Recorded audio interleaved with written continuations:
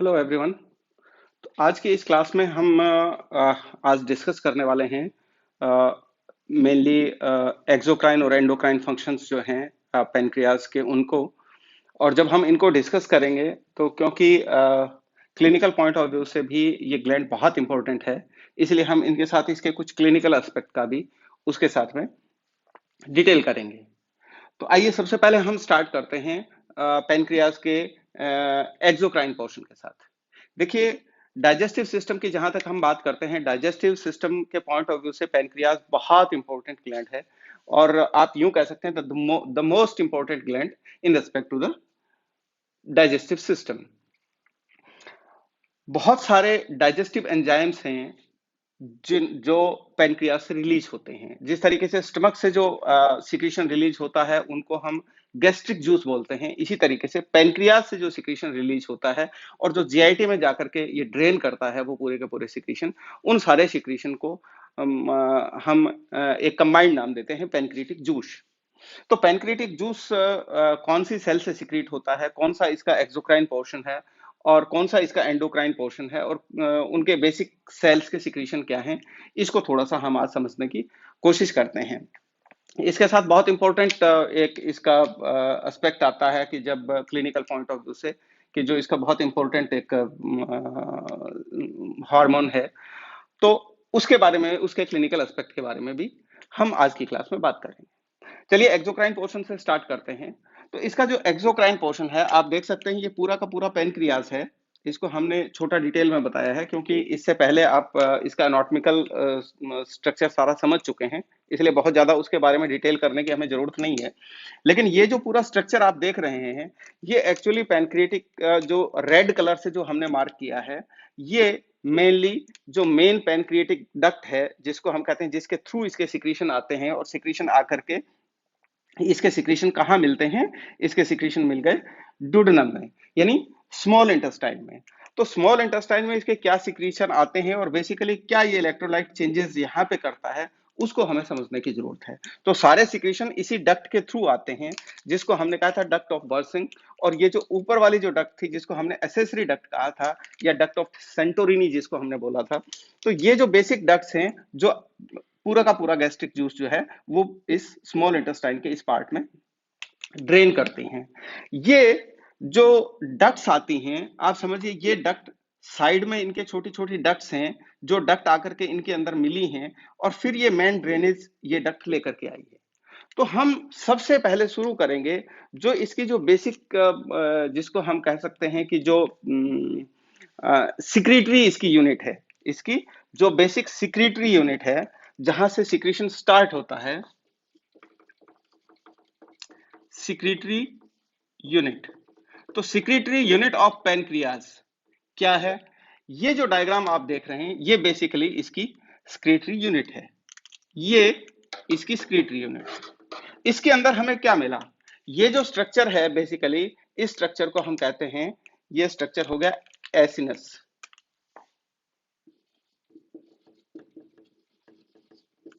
और इस एसिनस के साथ में एक ये डक्ट आ गई, जो डक्ट कहलाती है, इस डक्ट को हम बोलेंगे इंटरकैलेटेड डक्ट।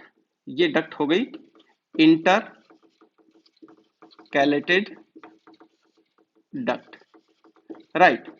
तो पैनक्रियाज की जो बेसिक सिक्रीटरी यूनिट है वो acinus with its intercalated duct. हमने डक्ट को क्यों इंक्लूड किया है, इसको हम आगे डिटेल करेंगे।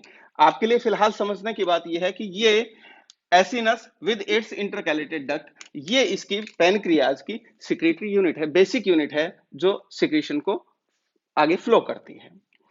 अब आप जब इस पूरी यूनिट को देखेंगे, इस पूरा एसिनस को देखेंगे, तो एसिनस एक्चुअली क्या है? एसिनस ये है कि जिसमें बहुत सारी सेल्स का कॉम्बिनेशन है। एक्चुअली ये क्या है? ये एक्चुअली क्लस्टर ऑफ सेल्स है। ये क्या है? Cluster of cells. और इस क्लस्टर में आपको, ये हमने एक सिर्फ डायग्राम के पॉइंट ऑफ व्यू से डायग्रामेटिक व्यू देने के लिए आपको बनाया है। इसमें 15 to 100 एसिनर सेल्स रहती हैं। तो बेसिक इसकी जो सेल है, वो सेल कौन सी हो गई? Acinar cell. एसिनर सेल, तो इस एसिनस, ये एसिनस क्या है? ये acinus group of acinus cells है, जिसमें अराउंड 15 टू 100 एसिनस सेल्स इसके अंदर क्या रहती हैं, इसके अंदर जुड़ी रहती हैं। ये क्लस्टर ऑफ सेल्स हो गया, सिंपली अगर हम इसको ये समझें तो। अब ये जो क्लस्टर ऑफ सेल्स है, ये क्लस्टर ऑफ सेल्स किसी पर्टिकुलर किसी चीज से स्टिमुलेट होगा, राइट। और स्टिमुलेट होने के बाद में ये अपने जो सिक्रीशन है, ये सिक्रीशन इस ल्यूमन में डालेगा। इन सेल से ये सिक्रीशन आएंगे और ये सिक्रीशन इस ल्यूमन में आएंगे। अब ल्यूमन में क्या होगा? ल्यूमन में, क्योंकि ये एक डक्ट है, और सिंपली आपने अगर कभी सेल का और डक्ट का डायग्राम देखा है तो थोड़ा सा आपको ये डक्ट डिफरेंट नजर आएगी। ये डिफरेंट इसलिए नजर आएगी क्योंकि नॉर्मली क्या होता है, नॉर्मली आपका ये सेल हो गया कोई भी, और इस सेल के साथ अगर डक्ट कनेक्टेड है तो वो डक्ट आपकी ये यहां पे हो गई, राइट। ये अगर कोई सेल है तो ये डक्ट आपकी यहां तक हो गई, राइट। लेकिन ये क्योंकि ये डक्ट स्पेशलाइज्ड डक्ट है और ये आगे तक प्रोट्रूड करती है, ये आगे तक इसमें अंदर तक जाती है, और इसीलिए इस डक्ट को हमने नाम दिया है इंटरकैलेटेड डक्ट। आप सिंपली समझने के पॉइंट ऑफ व्यू से ये समझ सकते हैं कि कैलिक्स पोर्शन तक जाती है, मींस इंटरकैलिक्स जाती है, तो इसलिए इसको इंटरकैलेटेड डक्ट हम बोल देते हैं, राइट। चलिए, अब ये जो डक्ट है, ये डक्ट क्या करेगी? ये डक्ट यहां से सिक्रीशन लेगी और इसके आगे फिर एक डक्ट इधर से आएगी जो दूसरे एसिनस से आएगी। ये दोनों तीनों चारों डक्ट आपस में मिलेंगी और ये एक मेन डक्ट में जाएंगी। दूसरे तरीके से अगर हम इसको समझें कि इसका जो प्रॉक्सिमल पार्ट है डक्ट का, वो प्रॉक्सिमल पार्ट रहता है एसिनस के अंदर, और जो इसका डिस्टल पार्ट है, वो डिस्टल पार्ट जो है वो बाकी और एसिनस सेल्स आती हैं, बाकी और इंटरकैलेटेड डक्ट आती हैं, उन डक्ट के साथ कंबाइंड होकर के एक लार्जर डक्ट में कन्वर्ट हो जाता है। और ये जो लार्जर डक्ट है, ये लार्जर डक्ट कहलाती है इंटरलोब्यूलर डक्ट। इंटर, इसको हम क्या कहेंगे? Interlobular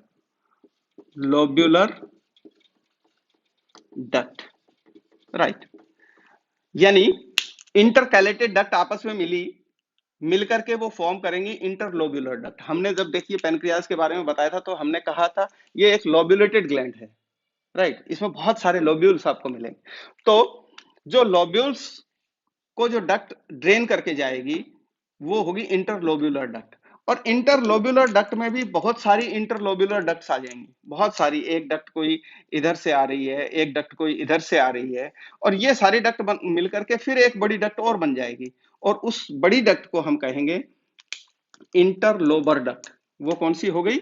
interlobar duct, interlobar duct, right.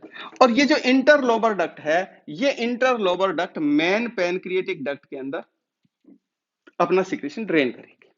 तो हम एसिनस से स्टार्ट हुए और मेन पैनक्रिएटिक डक्ट तक आने में हमने क्या क्या स्टेप किए? पहले इंटरकैलेटेड डक्ट के थ्रू ये फ्लूइड गया, ये सिक्रीशन गया। इंटरकैलेटेड डक्ट ने जाकर के बनाया इंटरलोब्यूलर डक्ट, इंटरलोब्यूलर डक्ट बनाएगी इंटरलोबर डक्ट, और इंटरलोबर डक्ट फिर मेन पैनक्रिएटिक डक्ट में ड्रेन करेगी। इसको सिंपल डायग्राम के थ्रू अगर आपको समझना हो तो आप इस तरीके से उसको समझें, राइट। नंबर 1,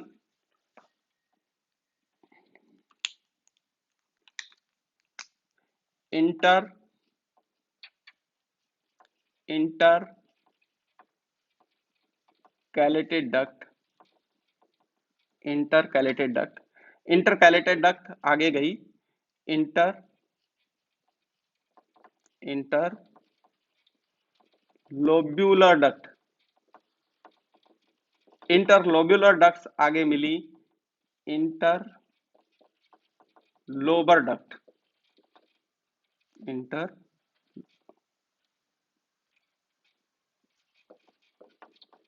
इंटरलोबर डक्ट, और इंटरलोबर डक्ट आगे मिली मेन पैनक्रिएटिक डक्ट,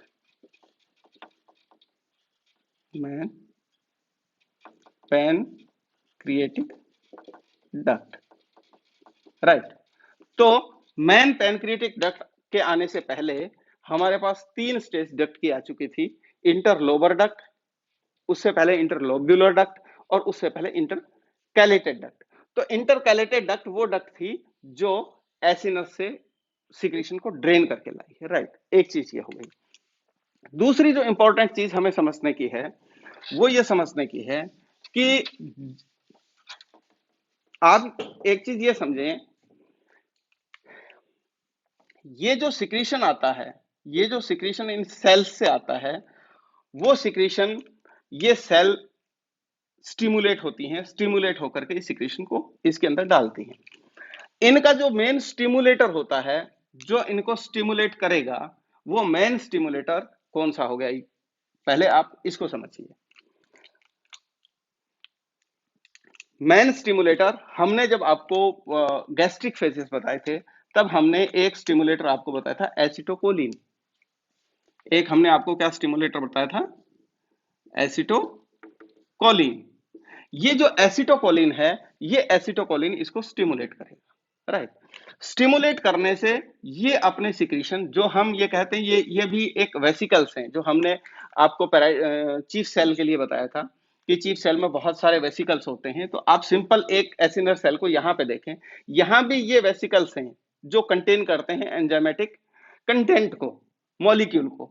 ये जो मॉलिक्यूल हैं, ये मॉलिक्यूल ये जब स्टिमुलेट होगा तो ये मॉलिक्यूल ये ड्रेन करेगा कहां पे, बाहर की तरफ, लुमन में।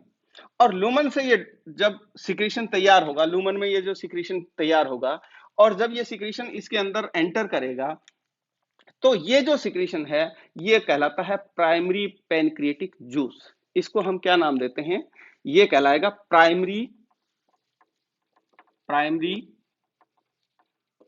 Pancreatic pancreatic juice. अब इसको प्राइमरी पैनक्रिएटिक जूस हम लोग क्यों कहते हैं, प्राइमरी पैनक्रिएटिक जूस इसको इस वजह से कहा जाता है क्योंकि ये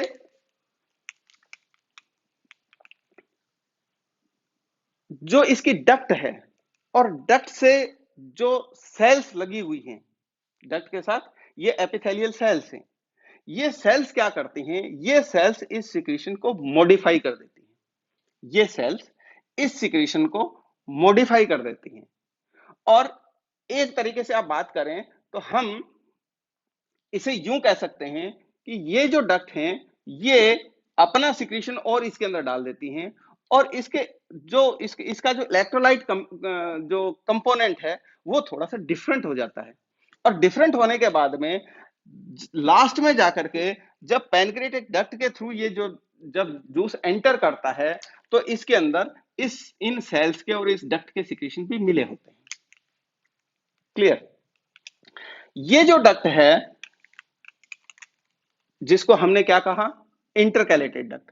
तो ये जो एसिटोकोलिन की जिसमें हमने आपको बात करी थी कि ये जो एसिटोकोलिन है, ये एसिटोकोलिन क्या स्टिमुलेट करेगा, ये एसिटोकोलिन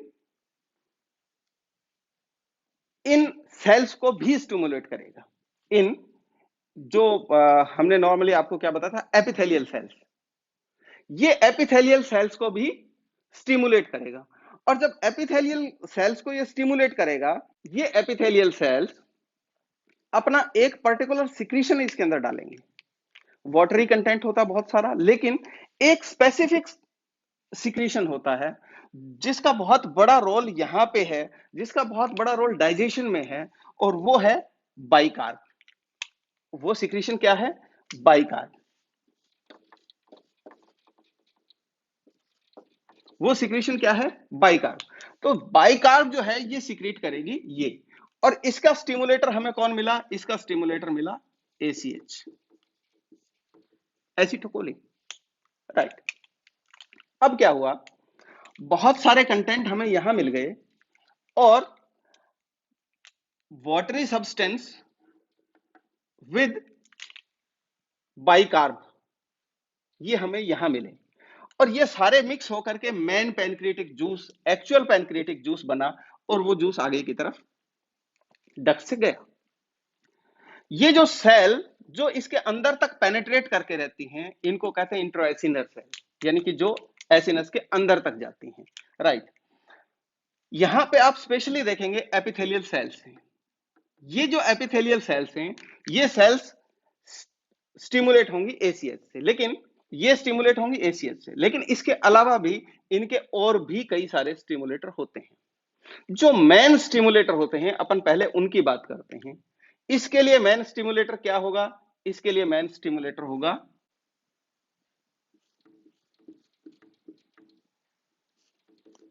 सीसीके, कॉलीसिस्टोकाइनिन। इसके लिए मेन स्टिमुलेटर क्या होगा? कॉलीसिस्टोकाइनिन और एसिटोकोलिन।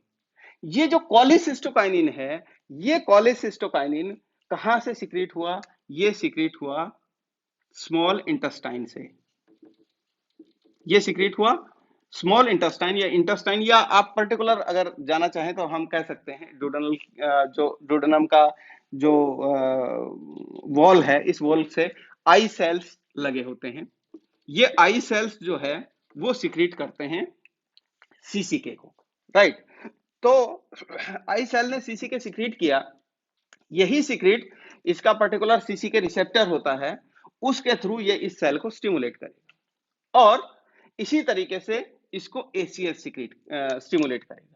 यहां पे हमने इस सेल के लिए कहा था इसको एसीएच सिक्रीट करेगा, स्टिमुलेट करेगा, प्लस एसीएच के साथ में एक और स्टिमुलेटर होता है जिसको हम कहते हैं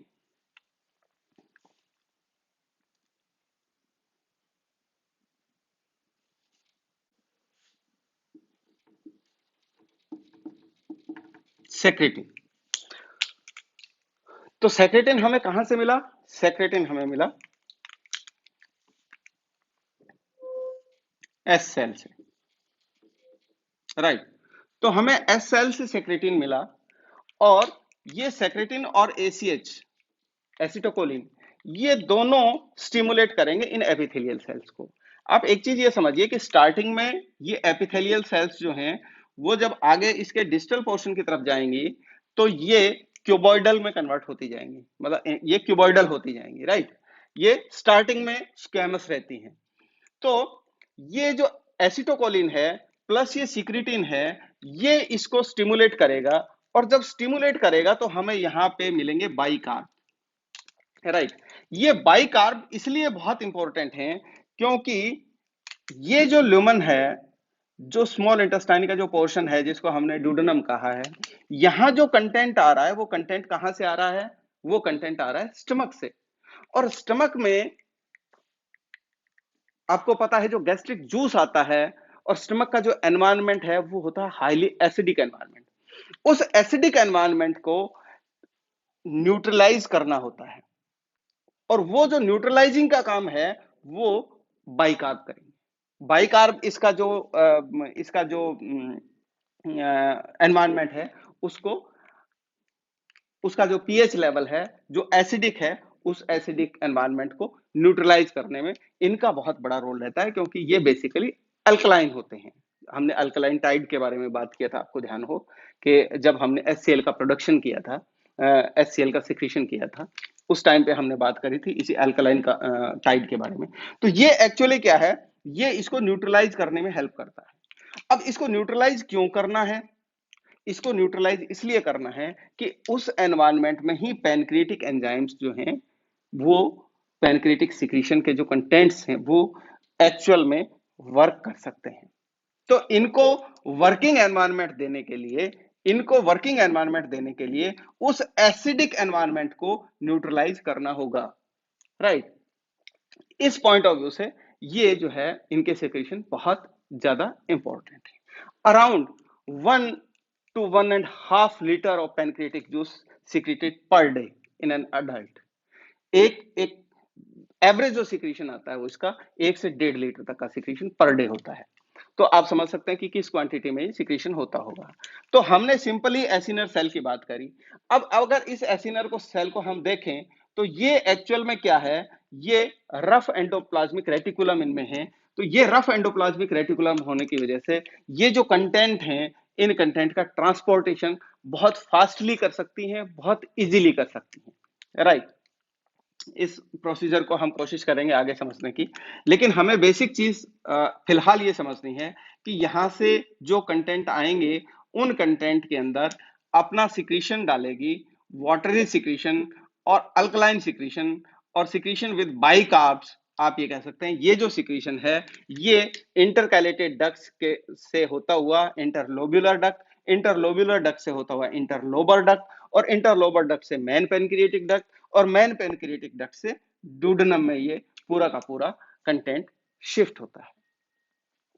अगली एक और महत्वपूर्ण बात कि इसके अंदर जो मेनली बहुत सारे डाइजेस्टिव प्रोटीन्स होते हैं, बहुत सारे एंजाइम्स होते हैं, तो मेन इनके जो सिक्रीशन है वो मेन सिक्रीशन इनके कौन कौन से सिक्रीशन है? देखिए बहुत इंपॉर्टेंट है एग्जाम के पॉइंट ऑफ व्यू से भी, आपके नॉलेज के पॉइंट ऑफ व्यू से। कुछ इसके अंदर एक्चुअली क्या है, डाइजेस्टिव प्रोटीन्स होते हैं। क्या होते हैं? इनको हम कहें डाइजेस्टिव प्रोटीन। आपको एक बार सिक्रीशन थोड़े से आप देख लीजिए कौन कौन से सिक्रीशन हमें मिले। नंबर 1 हमें मिला ट्रिप्सिनोजिन। हमें क्या मिला? ट्रिप्सिनोजिन। दूसरा हमें जो मिला वो मिला काइमोट्रिप्सिनोजिन। काइमो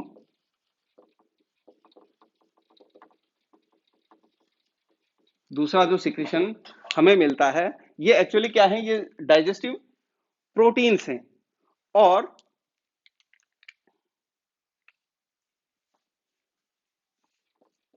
प्रो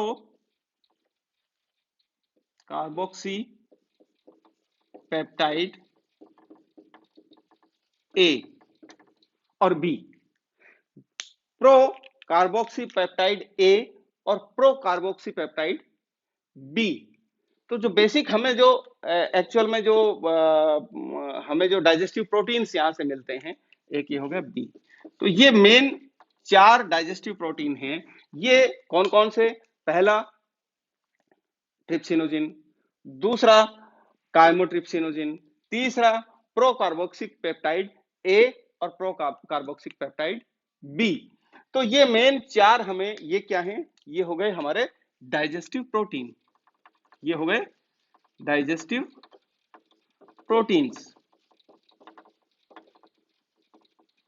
तो ये डाइजेस्टिव प्रोटीन्स हमें किसके थ्रू मिलेंगे? पैनक्रिएटिक सिक्रीशन के थ्रू। इनके अलावा कुछ हमें एक्टिव एंजाइम भी इसके अंदर हमें मिलते हैं।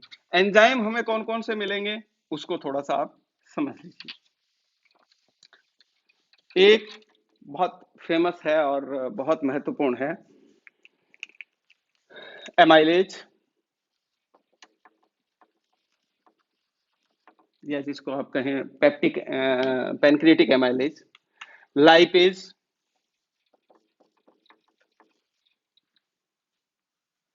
डीएनएज, आरएनएज, इस तरीके के काफी हैं जो इंपॉर्टेंट है, मैं बता रहा हूं। और भी इसके अलावा भी कई कंटेंट होते हैं, बट जो मेनली हमें ध्यान रखने की बात है वो पैनक्रिएटिक कंटेंट जो हैं, पैनक्रिएटिक जूस के जो कंटेंट हैं वो हो गए amylase, lipase, DNAs, RNase, right.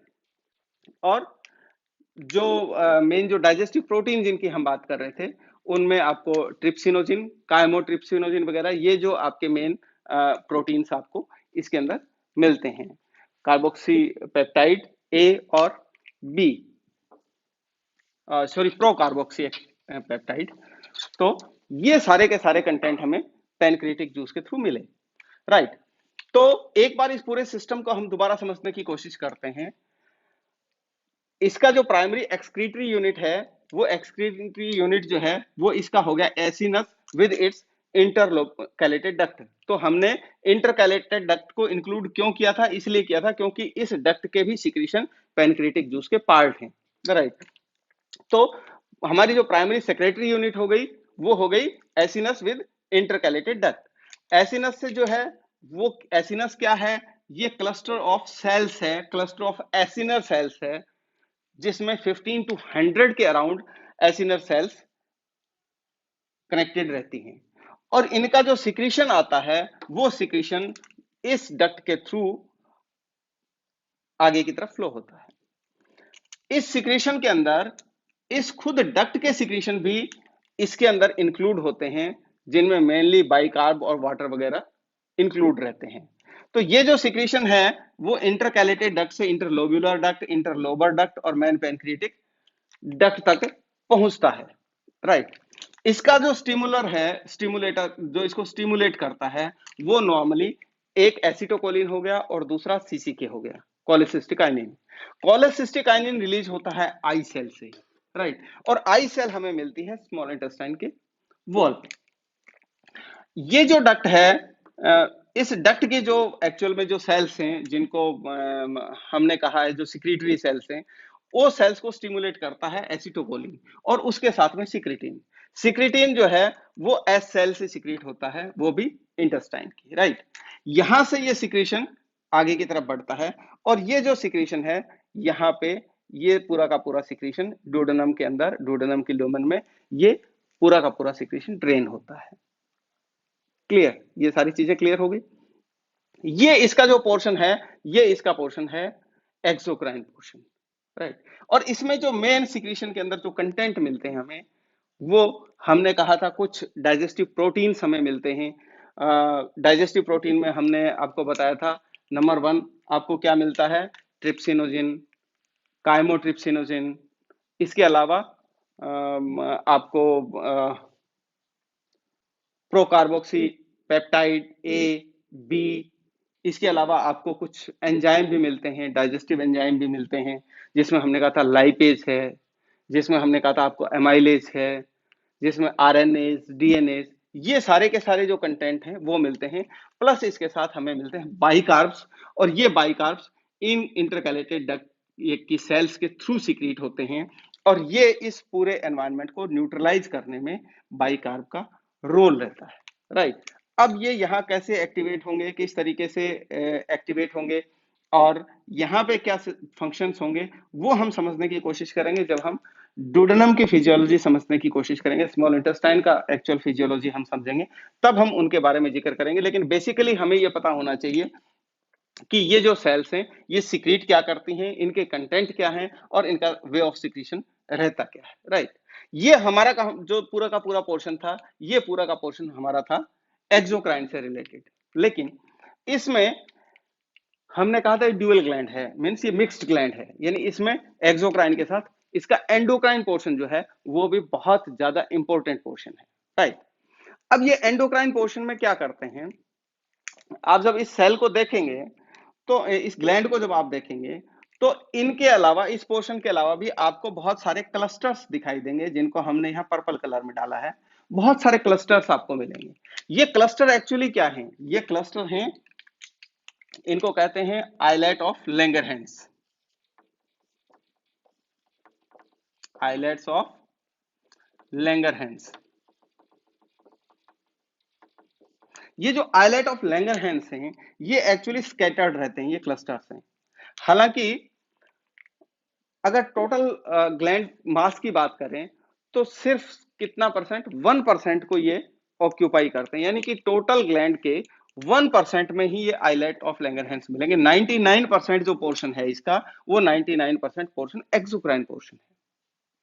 लेकिन ये जो 1% में कितनी काउंटिंग होती है, थोड़ा सा आप आइडिया लगाएंगे, around 1 million to 2 million islets of Langerhans आपको पैनक्रियास में मिलेंगे, 1 मिलियन टू 2 मिलियन अराउंड। और इसमें भी हमने कहा पूरा स्कैटर्ड रहते हैं, लेकिन इसके अंदर भी जो इसका जो टेल वाला पोर्शन है, हमने जब स्प्लेनेक्टोमी की बात करी थी, इंड्यूस्ड डायबिटीज के बारे में जब हमने बताया था, तो हमने ये कहा था जो आइलेट ऑफ लैंगरहैंस जो हैं, वो इस टेल पोर्शन में हमें थोड़ा सा अबंडेंटली मिलेंगे। यहाँ पे हमें थोड़ा सा इस पोर्शन में ये आइलेट ज्यादा देखने को मिलेंगे, राइट। तो ये जो आइलेट ऑफ लैंगरहैंस हैं, ये एक्चुअली पोर्शन है इसके एंडोक्राइन सिस्टम का, ये इसके एंडोक्राइन सिस्टम का पोर्शन है, राइट। चलिए हम देखते हैं इन आइलेट्स के अंदर कौन सी आपको सेल्स मिलती हैं, बेसिक उनका क्या स्ट्रक्चर रहता है और क्या फंक्शन रहता है, राइट।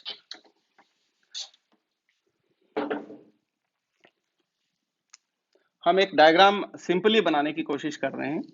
ये आप समझिए कोई सेल है, ये कोई आइलेट ऑफ लैंगरहैंस हमने कहा, इसके अंदर बेसिकली ये क्या है, ये भी एक तरीके से जैसे हमने ये बताया था ये क्या है, क्लस्टर ऑफ सेल्स है, इसी तरीके से ये भी एक क्लस्टर ऑफ सेल्स है। आइलेट ऑफ लैंगरहैंस क्या है, क्लस्टर ऑफ सेल्स है।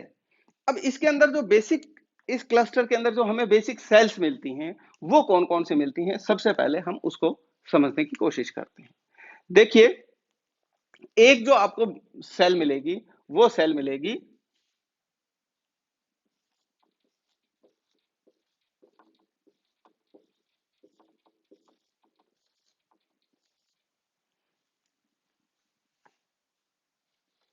ए सेल या अल्फा सेल।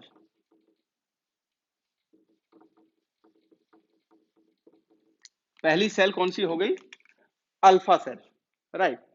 ये अल्फा सेल एक्चुअली इसकी पेरिफेरी में रहती है, ये अल्फा सेल इसकी पेरिफेरी में मिलेगी, यानी एज आप ये समझिए कि ये इसका वॉचमैन है, ये पूरी इस सेल को, क्योंकि ये अल्फा है इसलिए पूरी सेल को प्रोटेक्ट करके रखता है, right, that is alpha cell.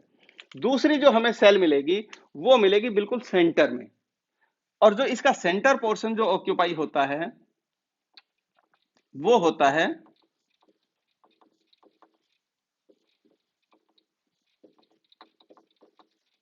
Beta cells. तो दूसरी हमें जो सेल मिली वो मिली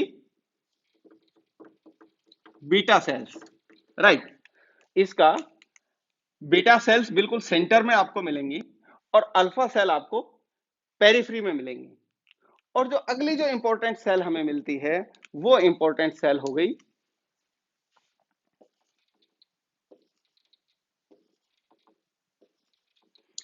डेल्टा सेल। वो इंपॉर्टेंट सेल हो गई डेल्टा सेल्स। और डी सेल, ए सेल, बी सेल और डी सेल, राइट। और जो फोर्थ, बट हम उसका बहुत ज्यादा डिटेल यहां नहीं करेंगे, वो जो सेल है वो सेल हो गई आपकी कौन सी सेल, पीपी सेल। वो सेल कौन सी हो गई, पीपी सेल। और PP cell means pancreatic peptide cell, pancreatic peptides. तो ये पैनक्रिएटिक पेप्टाइड्स की हम बात नहीं करेंगे, मेनली हम इस क्लिनिकल पोर्शन को देखेंगे जिसकी क्लिनिकल रेलिवेंसी भी बहुत ज्यादा है। तो मेनली हमें तीन तरीके की सेल्स यहां मिली, अल्फा सेल जिसको हमने कहा था पूरी पेरिफेरी के अंदर ये रहती है, बीटा सेल जिसको हमने कहा था बिल्कुल सेंटर में ये रहती है, यानी कि अल्फा सेल ऑलमोस्ट इसको प्रोटेक्ट करके रहती है, आप ये बात मान सकते हैं। और तीसरी डेल्टा सेल है जो स्कैटर्ड रहती है पूरे अंदर और बाहर की तरफ, राइट। पहले हम ये देखते हैं कि ये सेल सिक्रीट क्या करती है, राइट। ये सेल सिक्रीट क्या करेंगे, हम हालांकि लिख देते हैं यहाँ पीपी सेल, बट हम इसका कोई बहुत ज्यादा डिटेल नहीं करेंगे।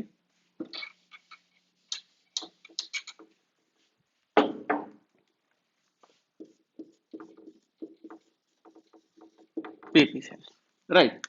तो alpha cell, beta cell, delta cell और पीपी सेल। अब अल्फा सेल क्या सिक्रीट करेगी, अल्फा सेल का जो सिक्रीशन है वो सिक्रीशन मेनली क्या सिक्रीशन है, वो है ग्लूकागॉन। अल्फा सेल सिक्रीट करेगी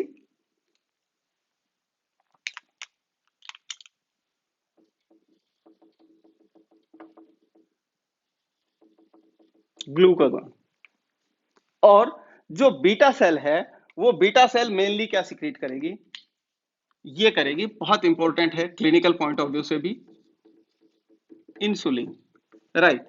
हम मेन सिक्रीशन की बात कर रहे हैं और हम उन्हीं सिक्रीशन की बात कर रहे हैं जिनका बहुत ज्यादा रेलिवेंसी है क्लिनिकल पोर्शन के साथ। हालांकि इनके सिक्रीशन थोड़े से कुछ माइनर डिफरेंट भी आते हैं, लेकिन वो एक लंबा सिस्टम पड़ जाएगा जिसमें आपको बहुत डीपली देखना है, लेकिन हम बेसिकली इसकी प्राइमरी सिक्रीशन की ही बात करेंगे, राइट। और तीसरी आ गई डेल्टा सेल। डेल्टा सेल क्या करेगी, सिक्रीशन सोमेटोस्टैटिन। डेल्टा सेल का जो सिक्रीशन है वो क्या रहेगा, सोमेटोस्टैटिन। और PP cell pancreatic peptide, right. Mainly हमें बात करनी है इनकी। तो इस पोर्शन के अंदर हमें 3 तरीके की सेल मिली। हमें पेरिफेरी में अल्फा सेल मिली और अल्फा सेल जो है वो सीक्रेट करेगी ग्लूकागॉन। उसके बाद में हमें बिल्कुल सेंटर में बीटा सेल मिली।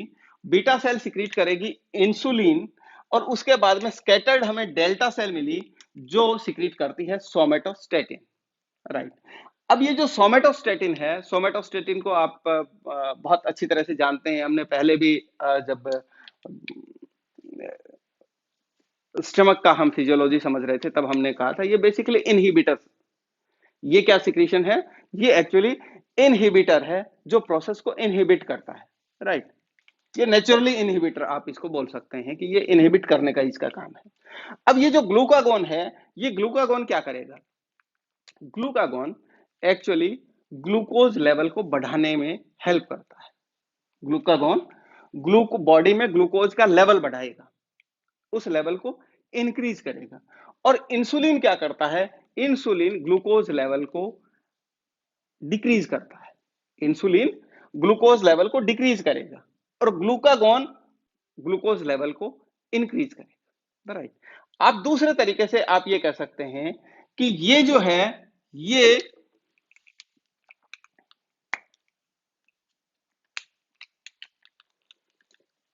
ग्लूकागॉन जो है वो एक्चुअली हाइपर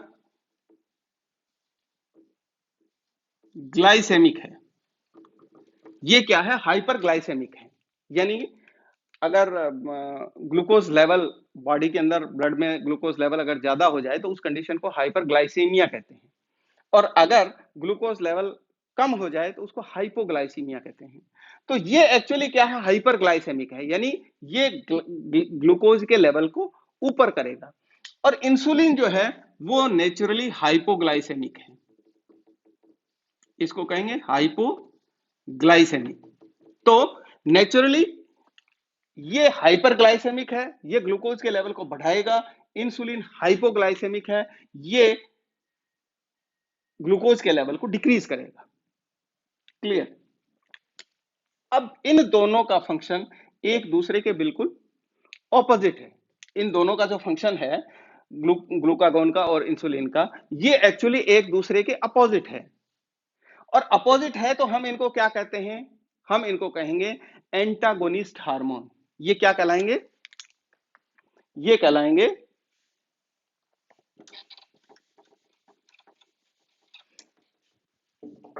ये एक दूसरे के क्या हो गए? एंटागोनिस्ट हो गए।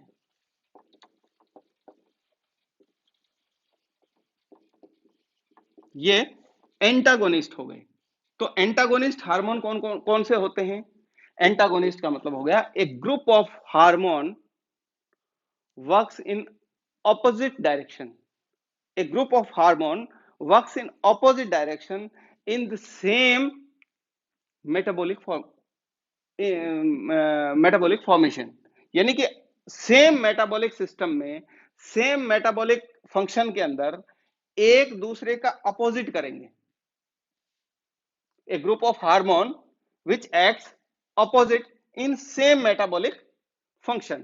तो सेम मेटाबॉलिक फंक्शन में ये इसके सिक्रीशन को इंक्रीज करेगा, ये इसके सिक्रीशन को डिक्रीज करेगा, and that's why these hormone are called as antagonist. तो ये एंटागोनिस्ट हार्मोन है। राइट। अब होगा कैसे?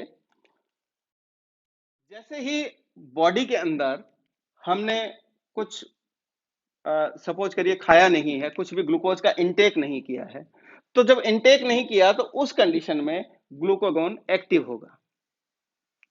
उस कंडीशन में ग्लूकागॉन एक्टिव होगा और बॉडी के अंदर जिन भी रिसोर्सेज से ग्लूकोज बनाया जा सकता है, तैयार किया जा सकता है, उन रिसोर्सेज से ग्लूकागॉन को तैयार करके और ब्लड स्ट्रीम में उनको मिला दिया जाएगा, जिससे क्या होगा कि ग्लूकोज का लेवल बॉडी के अंदर मेंटेन रहेगा। लेकिन अगर जैसे हमने तुरंत खाना खाया है या हमने किसी तरीके का ग्लूकोज का इंटेक किया है, तो जैसे ही हम इंटेक करेंगे, इंटेक करते ही इंसुलिन एक्टिव हो जाएगा। तो इंसुलिन का जो बेसिक स्टिमुलेटर है, जो बेसिकली इसको स्टिमुलेट करता है, वो ग्लूकोज ही स्टिमुलेट करेगा। यानी जैसे ही बॉडी में ग्लूकोज का लेवल बढ़ने लग जाएगा, तुरंत इंसुलिन एक्टिव हो जाएगा। और ये एक्टिव होते ही इंसुलिन का सिक्रीशन, बीटा सेल एक्टिव हो जाएंगी और बीटा सेल के एक्टिव होते ही ये इंसुलिन का सिक्रीशन स्टार्ट कर देंगे। और ये इंसुलिन क्या करेगा, ये इंसुलिन उस जो पूरा का पूरा सिक्रीशन है ग्लूकोज का है, उस ग्लूकोज के लेवल को कम करेगी, राइट। अब ये उस ग्लूकोज के लेवल को कम कैसे करेगी, एक्चुअली इसको थोड़ा सा समझने की बात है। होगा क्या कि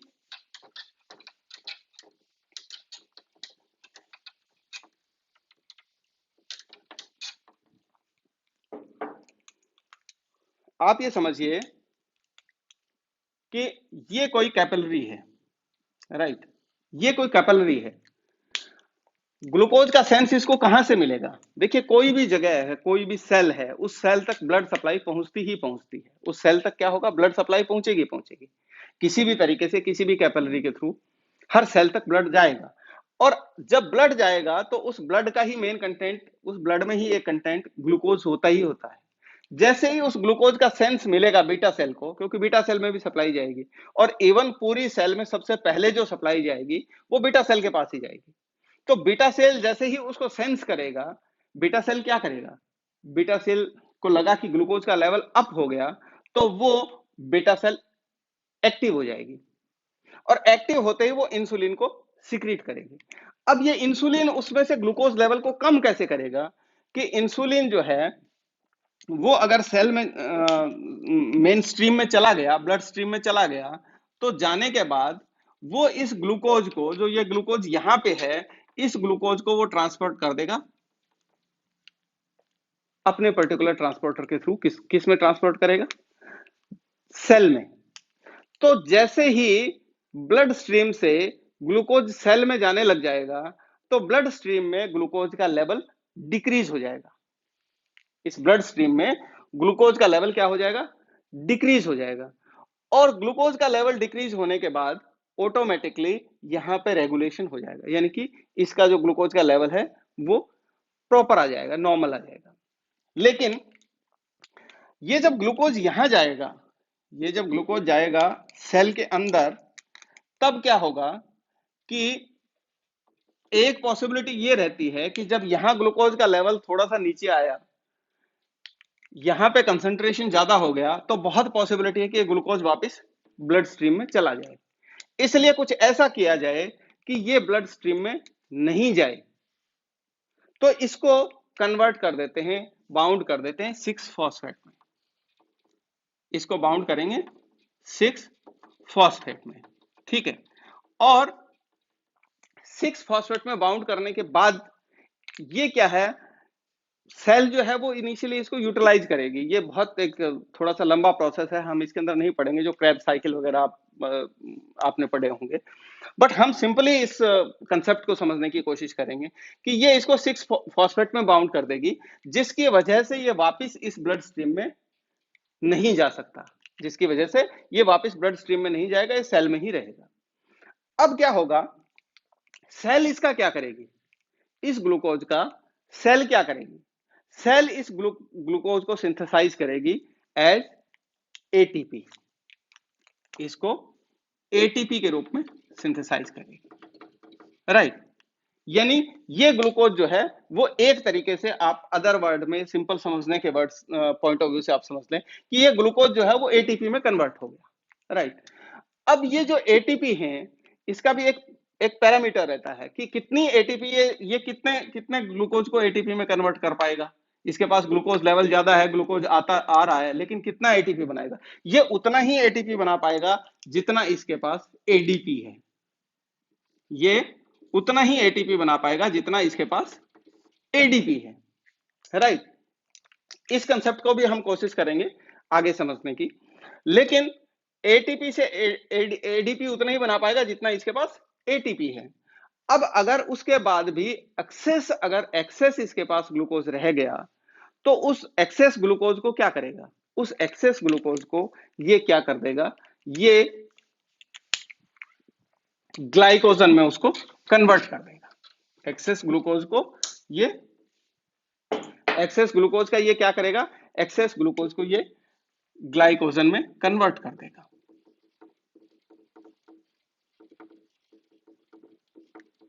राइट। अब ये जो ग्लाइकोजन है, ये भी एक तरीके से अगर हम पर्टिकुलर सेल की बात करें तो सेल जो है वो almost 5% of the mass glycogen store कर सकती है। ये ग्लाइकोजन के रूप में स्टोर हो गया, लेकिन ये स्टोर भी एक लिमिट में ही हो सकता है, उसके अलावा ये स्टोर नहीं होगा किसी भी तरीके से। ओके, दूसरी चीज आपको इसको समझने की जरूरत है, जो मेन चीज है कि ये जो इंसुलिन है, ये जो इंसुलिन हमें मिला है, ये डायरेक्टली जो है आप अगर माने कि जो हमारे जो मसल सेल हो गए या जो एडिपोज टिश्यू हो गए, वहां तक ये डायरेक्टली अप्रोच बनाता है, प्लस लीवर को भी ये इनडायरेक्टली अफेक्ट करेगा। कैसे करेगा, इस कंसेप्ट को हम समझ रहे हैं कि सबसे पहले इसने क्या किया, इसके पास एक्स्ट्रा ग्लूकोज आया, इस ग्लूकोज को इसने सेल में लिया, सेल 6 फॉस्फेट से एटीपी बनाएगा, एटीपी बनाने के बाद में जो बाकी बच जाएगा उसको ग्लाइकोजन में कन्वर्ट कर देगा, और ग्लाइकोजन जब जरूरत पड़ती है तो वापस ग्लूकोज में कन्वर्ट हो सकता है, किसका, लीवर का, राइट। यानी कि लीवर जो है वो ग्लाइकोजन को ग्लाइकोज में कन्वर्ट कर देगा, और जब हमें जरूरत पड़ेगी, जब बॉडी का हमारा जो बॉडी का लेवल जो है वो ग्लूकोज का लो आएगा, तब हम उस लीवर की सेल के ग्लाइकोजन को ग्लाइकोज में कन्वर्ट करके काम में ले लेंगे। लेकिन जो मसल्स का ग्लाइकोजन है वो ग्लाइकोज ग्लूकोज में वापस कन्वर्ट नहीं हो सकता, ये चीज आपको ध्यान रखनी है। Okay, right. लेकिन अब ये जो ग्लाइकोजल है, ग्लाइकोजन है, ये ग्लाइकोजन और ज्यादा है, हमने ग्लाइकोजन में भी कन्वर्ट कर लिया, लेकिन फिर भी हमारे पास और ज्यादा ग्लूकोज बच गया। तो अब इस ग्लूकोज का क्या करेंगे, अब इस ग्लूकोज को फिर आगे कन्वर्ट कर दिया जाएगा फैटी एसिड में। ये आगे कन्वर्ट किस में हो जाएगा, फैटी एसिड में, और फैटी एसिड में कन्वर्ट होकर के ये एडिपोज टिश्यू में स्टोर हो जाएगा। ये क्या करेगा, ये एडिपोज टिश्यू में स्टोर होता रहेगा। तो हमने क्या किया कि ब्लड स्ट्रीम से हमने ग्लूकोज लिया, सेल में लिया, एटीपी में कन्वर्ट कर दिया, उसके बाद हमारे पास बच गया ग्लाइकोजन में कन्वर्ट कर दिया, उसके बाद भी हमारे पास बच गया तो फैटी एसिड में कन्वर्ट कर दिया, और एडिपोज टिश्यू में ये स्टोर हो गया, राइट। अब इससे एक चीज ये निकल के आती है कि जो कार्बोहाइड्रेट हम ले रहे हैं, जो हम ग्लूकोज का जो इनटेक कर रहे हैं, वो इनटेक भी हमारा फैटी एसिड बढ़ा सकता है, फैटी पोर्शन बढ़ा सकता है। जो ओबेसिटी का जो केस है, जिसमें बहुत सारे लोग ये कहते हैं कि यार हम तो कुछ घी वगैरह ऐसा कुछ फैटी चीज खाते भी नहीं है, लेकिन वो भी अगर एक्सेस ग्लाइकोज ग्लूकोज का अगर यूज कर रहे हैं तो वो भी उनके फैटी एसिड बना रहा है, राइट। एक चीज इससे ये हो गई। दूसरी चीज हमने जो कहा कि ये जो सेल है वो एटीपी से उतनी ही एटीपी बना सकती है जितने इसके पास एडीपी है। हम इसी चीज को यहां पे अप्लाई करके देखते हैं। सॉरी, ये तो हमारा एसिनर सेल हो गया। हम एक सिंपल सेल लेते हैं और उसको हम कहते हैं बेटा सेल। तो बीटा सेल पे अगर हम अप्लाई करेंगे, ये हमारी हो गई beta cell, right. Beta cell में भी क्या होगा, सेम वही प्रोसेस चलेगा 6 फॉस्फेट का, यानी कि यहां भी ग्लूकोज जब एंटर करेगा, बीटा सेल में भी जब ग्लूकोज एंटर करेगा तो ग्लूकोज के लिए बाकायदा ट्रांसपोर्टर होता है जो इसको ग्लूकोज को अंदर लेकर के आएगा। वो अंदर तभी लाएगा जब अंदर कंसंट्रेशन इसका लो होगा, बाहर कंसंट्रेशन हाई होगा, तो वो इसको अंदर ले आएगा। वही 6 फॉस्फेट करते करते वही उसको एटीपी में कन्वर्ट कर देगा, राइट। उसी साइकिल से ये जो ग्लूकोज है वो एटीपी में कन्वर्ट हो जाएगा।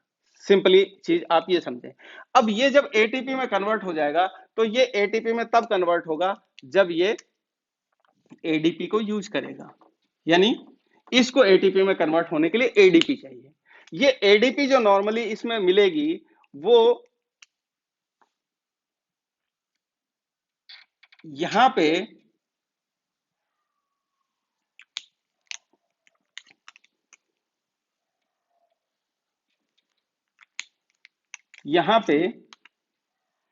पोटेशियम चैनल हो गया।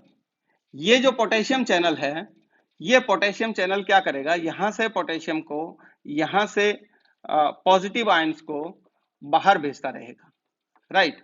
ये जब बाहर भेजेगा, इसका कारण ये रह गया कि यहाँ एडीपी ज्यादा है कंपैरेटिवली एटीपी के, और जब एटीपी बनना शुरू हो जाएगा तो ये जो प्रोटॉन बाहर भेजने का सिस्टम है ये सिस्टम बंद हो जाएगा, प्रोटॉन बाहर जाना बंद हो जाएंगे। ओके, ये पोलराइज हो जाएगा। और जैसे ही ये प्रोटॉन बाहर जाना बंद होंगे, पॉजिटिव आयंस आप इनको मान सकते हैं, ये पॉजिटिव आयंस जब बाहर जाना बंद हो जाएंगे तो ये सेल क्या होगी, रीपोलराइज हो जाएगी। जैसे ये डीपोलराइज होगी तो क्या होगा, यहां पे कैल्शियम आयन ओपन हो जाएगा, कैल्शियम आयन ओपन हो जाएगा। और जब ये कैल्शियम आयन ओपन हो जाएगा तो यहां अंदर कैल्शियम जैसे ही आएगा तो कैल्शियम लेवल जो है वो इंक्रीज हो जाएगा, बॉडी का कैल्शियम लेवल इंक्रीज हो जाएगा। और वही जो सिस्टम हमने आपको बताया था जब हम बात कर रहे थे पैराइटल सेल की और चीफ सेल की, उसी तरीके से यहाँ इंट्रासेल्युलर कैल्शियम लेवल जो है वो इंक्रीज हो जाएगा। और इंट्रासेल्युलर जैसे ही कैल्शियम लेवल इंक्रीज होगा तो उससे क्या होगा, उससे आप सिंपली ये समझें कि इसमें ये अगर ल्यूमन है, ये अगर ल्यूमन है तो यहाँ पे बहुत सारे वेसिकल्स हैं जो कंटेन करके रखते हैं किसको, इंसुलिन मॉलिक्यूल को, राइट। और जैसे ही ये इंट्रासेल्युलर लेवल बढ़ेगा, यहाँ पे वही एक्सोसाइटोसिस जो हमने बताया था आपको, वही एक्सोसाइटोसिस होगा। और सॉरी, ये ल्यूमन हमने यहाँ गलत बना दी, ये ल्यूमन बनेगी इस तरीके से, वही एक्सोसाइटोसिस का प्रोसेस चलेगा। और ये जो कंटेंट है, ये जो मॉलिक्यूल हैं, ये मॉलिक्यूल इस ल्यूमन में आ जाएंगे, किस प्रोसेस के थ्रू, एक्सोसाइटोसिस के थ्रू, राइट। तो ये जो प्रोसेस है ये इंसुलिन के बनने का, जैसे ही इंसुलिन रैपिडली बनेगा, यानी कि ग्लूकोज लेवल बढ़ा, और जब ग्लूकोज लेवल बढ़ेगा तो ये ऑटोमेटिकली स्टिमुलेट करेगा कैल्शियम लेवल को। कैल्शियम लेवल जैसे ही बढ़ेगा, ये इंसुलिन जो है वो मेन ल्यूमन में आना स्टार्ट हो जाएगा, और मेन ल्यूमन से ये इंसुलिन जो है वो अपने ब्लड स्ट्रीम तक पहुंचेगा, करेक्ट। और इंसुलिन को, अब यहां पे आप एक बेसिक चीज समझिए कि इंसुलिन को रिलीज होने के लिए हमने कहा है इस कैल्शियम लेवल का बढ़ना जो है वो जरूरी है। इंट्रा कैल्शियम जो लेवल है, इंट्रासेल्युलर जो कैल्शियम लेवल है वो बढ़ना जरूरी है। यहाँ पे जिन लोगों को बहुत ज्यादा प्रॉब्लम रहती है किसकी, जो एक्चुअली टाइप 2 डायबिटीज के पेशेंट हैं, या जिन लोगों का इंसुलिन का प्रोडक्शन नहीं हो रहा है जिन लोगों में, तो उन लोगों में इंसुलिन का प्रोडक्शन बढ़ाने का बेसिक तरीका, जो कुछ मेडिसिन आती हैं, वो बेसिक तरीका ये होता है कि वो इस चैनल को बंद कर देती हैं। तो ये जब चैनल बंद हो गया ऑटोमेटिकली, तो ये क्या होगा, ये डीपोलराइज हो जाएगा, कैल्शियम चैनल ओपन हो जाएगा। और कैल्शियम चैनल ओपन होने के कारण यहाँ का कैल्शियम लेवल बढ़ेगा, और इंट्रासेलुलर कैल्शियम लेवल बढ़ेगा तो एक्सोसाइटोसिस ज्यादा होगा, राइट। ये एक बेसिक फंक्शन रहता है जिसके थ्रू आप यहाँ पे इंसुलिन को बढ़ा सकते हैं। और अगर आपको किसी लेवल पे इंसुलिन को कम करना है तो आप ऐसा मेडिसिन दे सकते हैं जिससे ये चैनल बंद हो जाए, राइट। या जिससे दूसरा क्या काम हो, जिससे नंबर ऑफ एडीपीज बने रहें। तो ये जब बने रहेंगे तो ऑटोमेटिकली यहाँ पे इंट्रासेल्युलर कैल्शियम जो लेवल है वो ज्यादा इंक्रीज नहीं हो पाएगा, और उसकी वजह से ज्यादा इंसुलिन सिक्रेट नहीं हो पाएगा। तो ये बेसिक चीजें थी जो एक्चुअली इसके एक्सोक्राइन और इंडोक्राइन फंक्शन से रिलेटेड थी। Thank you very much.